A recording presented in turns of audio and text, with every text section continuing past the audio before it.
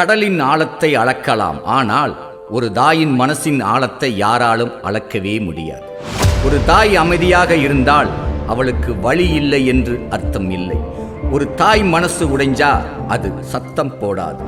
இது ஒரு பெண்ணின் கதை இல்லை, ஒரு தாயின் வேதனை. உண்மையை உடைக்கச் சொல்லும் உங்கள் கவிக்கத்தி. ஒரு பங்களா. அவர் அந்த பங்களாவுக்குள் செல்வது ஒரு சந்திப்பு மட்டுமல்ல, அது ஒரு அரசியலின் அதிர்ச்சி. முதல்ல நீங்க வெளியே போங்க. இந்த சசிகலா இருக்கிற வரைக்கும் அம்மாவோட நிழல கூட யாராலையும் தொட முடியாது. உன்னை பத்தி யார் யாரோ என்னென்னமோ சொன்னாங்க. ஆனா நான் இப்போ சொல்றேன், நீதான் என்னுடைய அரசியல் வரலாறு, நீதான் என்னுடைய அரசியல் வாரிசு.